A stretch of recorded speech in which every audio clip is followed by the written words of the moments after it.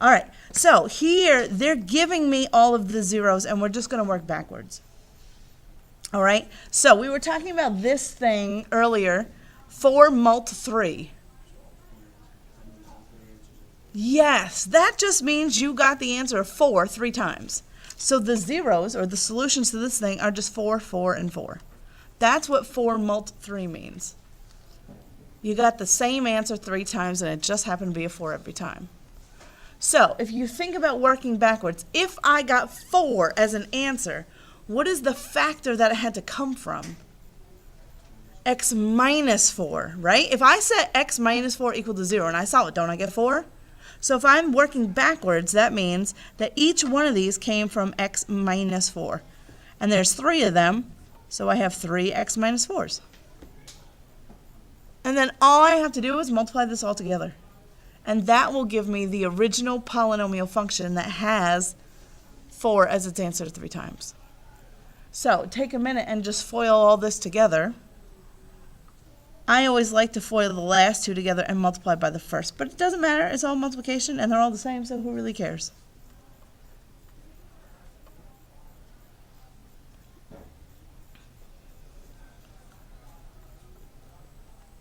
Remember that when you're multiplying a 2 by 2, you have to FOIL. But now I'm here and I have a 2 by 3. So remember, you got to take the first term, multiply it by all of them, and then the second by all of them, and then you combine like terms. So I'm going to do x times all of this.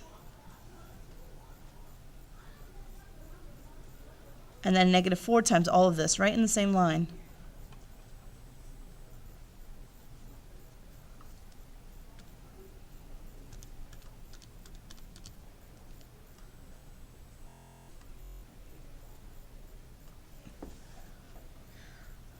And we talked about checking yourself. So before I combine like terms, I should have how many? If I did a 2 by 3, I should have 6, right? If I multiplied a binomial times a trinomial, 2 by 3, there should be before them.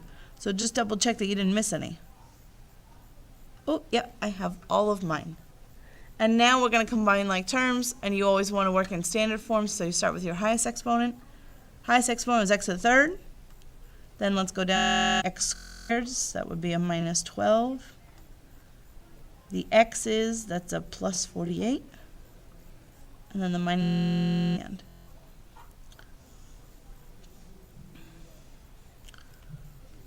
There it is.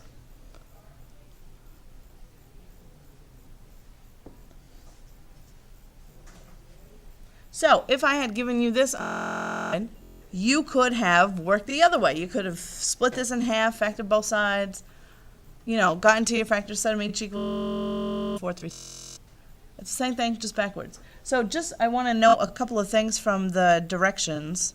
It says of least degree, because couldn't I take this whole thing and multiply it by 2, and it would still have the same roots? So that's what they made an extra thing, so you don't have to worry about that. And then integral coefficients, what's that even mean? What's an integral coefficient?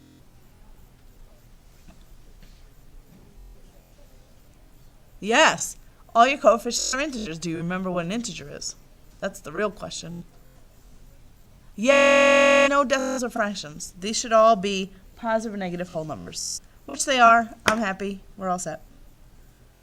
Okay, now look at number, let's just do 21 together.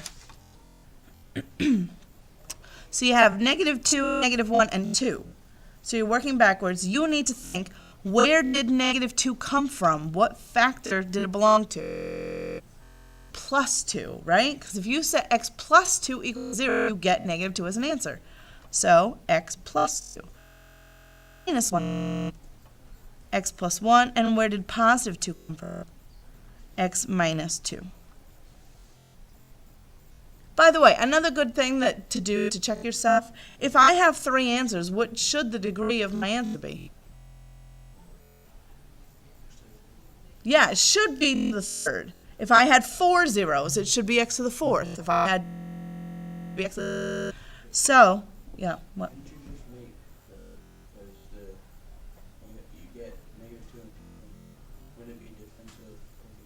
Yes. So I don't know if you are catching what he's saying, but if you multiply the x minus 2, it's going to make your life easier because that's the difference of two perfect squares. Ignore the x plus 1 for a second. If you multiply those two together, what is that? Minus 4, right? So when I multiply this and this, you just get x squared minus 4, and now you can just FOIL that with x plus 1. Makes your life a little bit easier. So just FOIL those two together. Combine any like terms. Did